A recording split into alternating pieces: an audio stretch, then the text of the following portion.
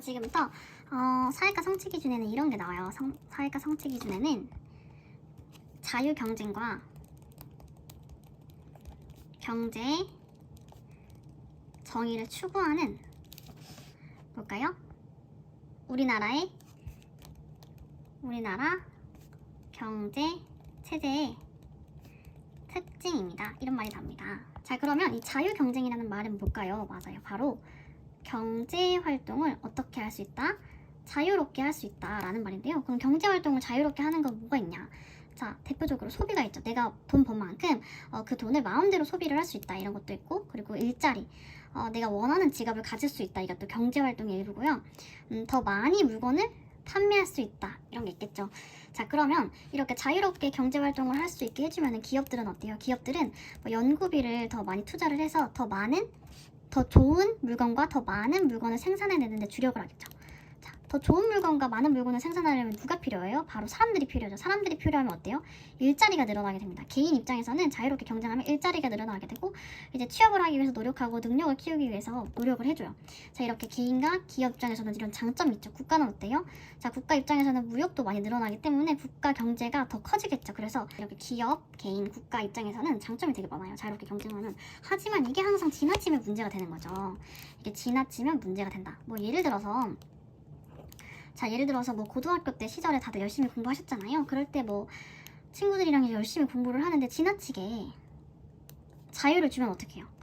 지나치게 자유를 주면 경쟁이 너무너무 심해지게 됩니다. 예를 들어서 내가 더 높은 성적을 얻기 위해서 시험지를 유출받거나, 아니면 뭐가 있을까요? 돈 주기, 시험지를 돈 받고 팔고 막 이런 식으로 안 좋은, 공정하지 못한 일들이 생기는 거예요. 공정하지 못한 일들이 하나둘 생기는 거예요. 뭐 다른 예시를 하나 더 들어볼게요. 축구 경기를 해요. 근데 축구 경기를 하는데 심판이 너무 자유를 많이 줘요. 그럼 이 축구를 하는 그 플레이어들은 어때요? 자유를 많이 주면 그만큼 반칙을 많이 하겠죠. 이 반칙을 많이 하면 어때요? 다치는 사람이 많아요. 결과적으로 안 좋은 결과를 나겠죠. 그래서 항상 지나치면 문제가 되는데, 이 자유를 너무 줘서 지나치게 불공정한 거래들이 많아져요. 이게 바로 단점인데요. 이 불공정한 거래에는 뭐가 있을까요? 예를 들어서 이제 기업들끼리 담합을 해서 시장 가격을 그냥 너무 높여버려요. 막 물건 가격을 엄청 비싸게 팔아버린다는 거예요. 아니면 자기들이 너무 물건을 팔고 싶으니까 이제 허위 과장 광고를 해요. 허위 과장 광고 여러분 속아본 적 있나요? 저는 한번 속아본 적 있는데 진짜 너무 속상했어요. 뭐 후기가 되게 좋아서 샀는데 그 후기들이 사실 알고 보면 다 조작됐고 뭐 그런 거 있잖아요. 그래서 허위 과장 광고를 통해서 소비자를 현혹시키는 그런 일들을 하게 되고요. 또 불공정한 거래가 많아지게 되고 시장들이 실패한다는 거죠. 이게 시장 실패라고도 해요. 그럼 또 소득을 분배하는데 이렇게 엄청 문제가 생기기도 해요. 왜냐면 이 자유롭게 경쟁할 수 있도록 하는 게 시장경제 체제의 특징인데, 이게 단점이 능력이 없거나 뭐 기업이 한순간에 잘못된 판단으로 망하게 되면은 이제 소득 분배에서 문제가 생기죠. 능력이 없으면 굶어 죽어야 돼, 이런 문제가 생기고, 아니면 뭐 어떤 상품은 항상 돈이 많은 그 돈으로 그 물건을 살 수 있는 사람들한테 가는데 돈이 없으면은 필요한 물건도 못 사, 이런 문제들이 생기죠. 그래서 소득 분배에 문제가 생긴다, 이런 식으로 뭐 시장 실패가 일어나는 모습을 볼 수 있어요. 그래서 이런 시장 실패 같은 거는 누가 규제하고 다 바로 잡아줘야 될까요? 바로 정부예요. 경제 주체 중에 이 정부가 공정하게 경제 활동을 할 수 있도록 조치를 취해야 되죠. 어떻게 조치를 취하냐? 먼저 첫 번째는 법이나 뭐 제도로 담합을 못하게 하거나, 아니면 허위 과장 광고 못하게 하고, 그래서 이제 공정거래위원회를 만들었어요. 또 어떤 게 있을까요? 뭐 동등한 기회를 제공해줘야죠. 너무 지나치게 그 담합을 예방한 목적이기도 한데, 너무 지나치게 어떤 사업에서 한 기업이 너무 우세하면은 담합을 할 수도 있고, 독점이니까 이게 좋지 않은 시장 실패가 또 생길 수도 있기 때문에 뭐 다른 여러 가지 중소기업들을 지원해주는 역할도 해주거든요. 예를 들어서 연구비를 지원해준다던가 이런 식으로 지원을 해줘요. 또 소득 분배 측면에서 문제가 있었기 때문에 경제 활동을 원활하게 이루어지지 않는 사람들을 위해서 경제적인 자립을 도와주기도 해요. 경제적으로 자립을 도와주기도 한다.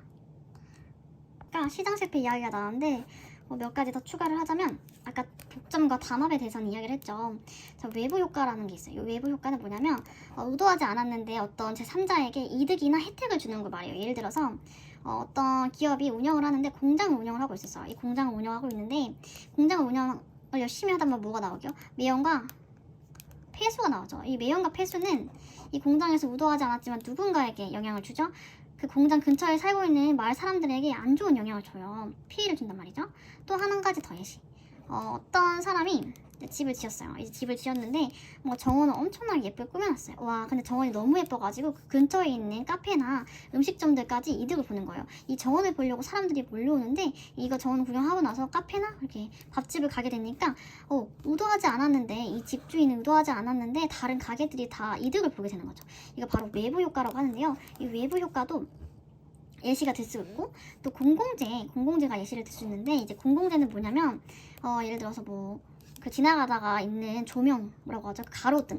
가로등이나 뭐 도로 이런 것들 있죠. 아니면 경찰이 제공하는 경찰 소방서 이런 직군들이 제공하는 서비스 이런 것도 다 공공재라고 할 수 있는데 이 공공재가 왜 문제가 되냐면은 이제 공공재 같은 경우에는 모든 사람들이 공짜로 이용할 수가 있어요. 뭐 우리가 가로등 옆에 지나가는 돈 내고 지나가진 않잖아요. 공짜로 이용할 수도 있고 그리고 가로등을 다른 사람이 쓴다고 해서 내가 못 쓰냐 이것도 아니에요. 자, 공짜로 쓸 수 있고 다른 사람이 쓴다고 해서 줄어들진 않는다.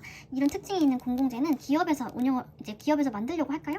아니요. 기업에서 만들려고는 하지 않아요. 왜냐면 돈이 되지 않으니까. 이게 돈이 되지 않기 때문에 공공재 같은 경우는 기업에서 만들지 않는다. 그래서 누가 만들어줘야 돼요? 맞아요. 정부가 공공재를 공급해준다. 네. 정부가 공급해주지 않고 자유롭게 냅두면 이 공공재는 아무도 만들잖아요. 그래서 공급에 부족한 문제가 생기는데 그래서 정부가 공공재를 공급해주는 방식으로 해결하게 됩니다. 사회과 성취 기준으로 나와 있는 자유경제가 경제 정의를 추구하는 우리나라 경제 특징을 알자. 이거는 수업을 어떻게 하냐면 먼저 자유롭게 경쟁하면 얻을 수 있는 장점에 대해서 알아봐요. 근데 지나치게 자유를 주게 되면 얻을 수 있는 단점까지 알아보고 그래서 이런 단점을 해결하기 위해서 정부에서는 어떤 일을 하는지 정부에서도 하는 일을 가르치기도 하고 또 추가적으로 시민단체는 뭐 담합이랑 뭐 독과점 같은 거를 막기 위해서 그 정부에게 요청을 하거든요. 그래서 시민단체가 하는 일을 배우기도 하고요. 그래서 정부에서 어떤 일을 하는지 배우기도 하고 시장 실패가 일어나는 원인에 대해서도 교과서상, 지도서상에서는 나타나 있거든요. 그래서 뭐 이런 것들을 공부해 두시면 되겠습니다.